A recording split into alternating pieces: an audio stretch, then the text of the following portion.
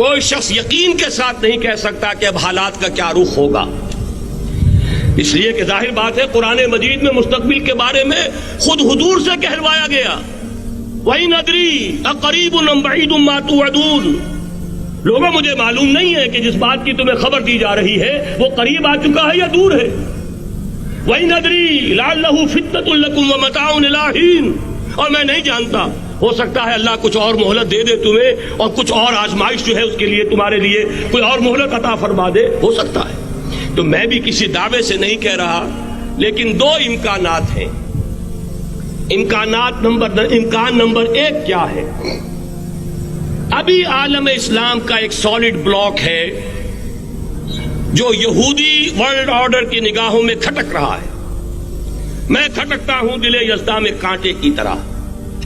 اگرچہ ان کی اسٹریٹجی کیا ہے، ایک ایک کر کے ان کے حصے بکھرے کر کے تیا پانچا کرو۔ ابھی وہ بلاک کون سا ہے؟ ایران ہے، افغانستان ہے، پاکستان ہے، اور روسی ترکستان سے آزاد ہونے والی جو ریاستیں ہیں، یہ ایک سالڈ بلاک۔ یہ عجمی مسلمان عربی نہیں، عربی گئے، یہ نوٹ کر لیجئے، اس لیے کہ عربوں کو اللہ نے فضیلت دی تھی، محمد ان میں سے تھے صلی اللہ علیہ وسلم، یہ رتبہ بلند ملا جن کو مل گیا۔ لیکن ساتھ ہی اللہ نے دھمکی بھی دے دی تھی سورہ محمد میں، ان تتولوا یستبدل قوما غیرکم، اگر تم پیٹھ دکھا دو گے اس مشن کو جو ہم نے تمہارے حوالے کیا ہے، تمہیں ہٹائیں گے، کسی اور کو لے آئیں گے۔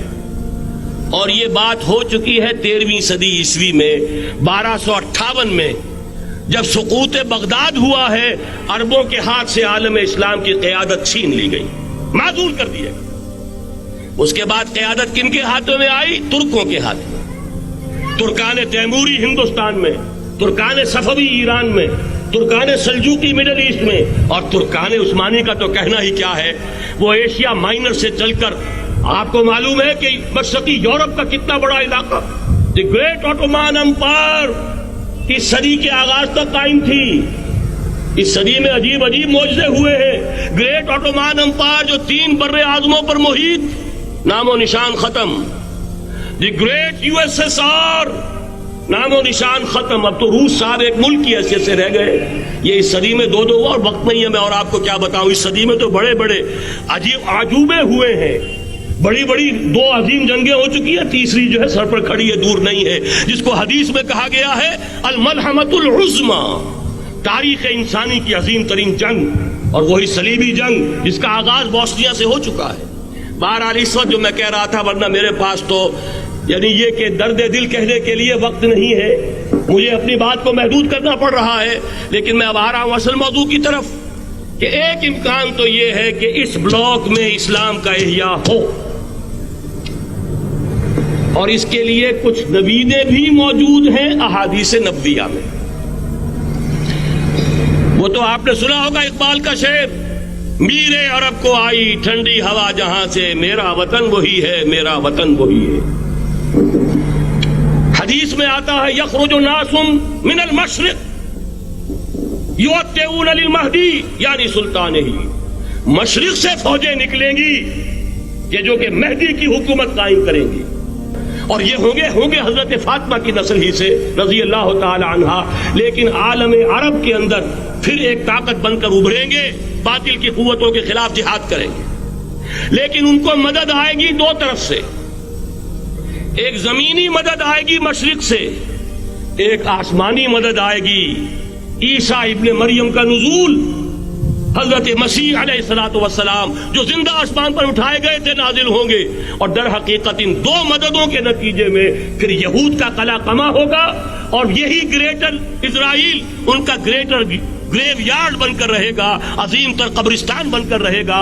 اس کی بڑی واضح حدیثیں موجود ہیں، اس کی بڑی تفصیلی خبریں موجود ہیں، یہ احادیث کی کتب کے اندر، بدقسمتی سے ہماری اس کی طرف توجہ نہیں۔ ایک تو یہ ہو سکتا ہے، اسی طریقے سے ایک اور حدیث ہے، یخرج من خراسان رایات سود، اور یہ مسلم شریف کی روایت ہے، نوٹ کیجئے گا، نہیں ترمذی شریف کی روایت ہے، یخرج من خراسان رایات سود لا يردها شيء حتى تنصب بإيلیا، اور خراسان حضور کے زمانے میں آج کے افغانستان کا نام تھا، جتنا خون یہاں پر خلوص کے ساتھ دیا گیا ہے اس کی مقدار بھی کم نہیں ہے.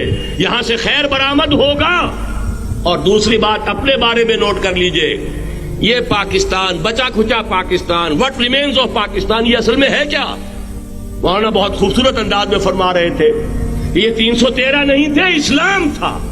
اسی طرح نوٹ کیجئے, پاکستان نہیں ہے, 4 صدیوں کی تجدیدی مساعی کا حاصل ہے. آپ نے کبھی نوٹ کیا ختم نبوت کے بعد اب سب سے اونچا منصب کس کا ہے؟ مجددین.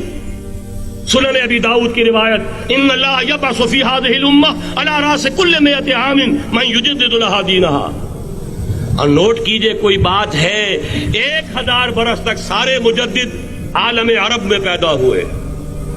جیسے ہی دوسرا 1000 سال شروع ہوا, الف ثانی کا مجدد اعظم شیخ احمد سرہندی کہاں تھا؟ صنم خانہ ہند میں. حاضر ہوا میں شیخ مجدد کی لحد پر, وہ خاک کے ہے زیر فلک مطلع انوار, گردن نہ جھکی جس کی جہانگیر کے آگے, جس کے نفس گرم سے ہے گرمی آرات. وہ پھر 12ویں صدی کا مجدد اعظم امام الہند شاہ ولی اللہ دہلوی, 13ویں صدی کا مجدد اعظم سید احمد بریلوی, اس کے خون کا امین اور اس کے ساتھ کے شہداء کے خون کا امین, ان کے جسموں کا امین آپ کا خطہ ہزارہ, آپ کا خطہ سوات, اس میں ان کی جانیں ہیں جو دی گئی ہیں. اور وہ نہایت میں آپ سے عرض کر دوں, دور صحابہ کے بعد اتنا خالص اسلامی جہاد پوری مسلمان تاریخ میں نہیں ملے گا جتنا وہ تحریک شہیدین کا. 14ویں صدی ہجری میں شیخ الہند جیسا مجاہد اعظم کہ انگریز نے گرفتار کر کے قید بھی کیا ہے, تو کہاں ہندوستان میں نہیں, کہاں جزیرہ سائرس, کیا نام تھا, مالٹا, جزیرہ مالٹا بحر روم میں. اقبال کے نفس سے ہے لالے کی آگ تیز, ایسے غزل سرا کو چمن سے نکال دو. کہیں ہندوستان کی کسی جیل میں ہوا تو شاید اس کے نفس کی گرمی ہی سے کوئی حرارت پیدا ہو جائے. اور اسی صدی میں 14ویں صدی ہجری میں اقبال جیسا مفکر, اسی 14ویں صدی ہجری میں مودودی جیسا مصنف, اسی 14ویں صدی ہجری میں مولانا الیاس جیسا مبلغ رحمہم اللہ, عظیم شخصیتیں. آج پورے عالم اسلام میں آپ کو تبلیغی دوست ملیں گے. یہ کہاں سے شروع ہوئی تحریک؟ دہلی کی ایک چھوٹی سی مسجد سے. وہ مسجد بنگلے والی اب تو بڑی عالیشان ہو گئی ہے, جب وہاں شروع ہوا تھا کام بڑی چھوٹی سی مسجد. یہ سارے کام یہاں کیوں ہوئے؟ پورا عالم اسلام آزاد ہوا, کہیں نعرہ اسلام کا نہیں لگا, کہیں عرب قومیت پر, کہیں کسی اور عصبیت پر تحریکیں چلی ہیں. صرف تحریک پاکستان تھی کہ پاکستان کا مطلب کیا, لا الہ الا اللہ.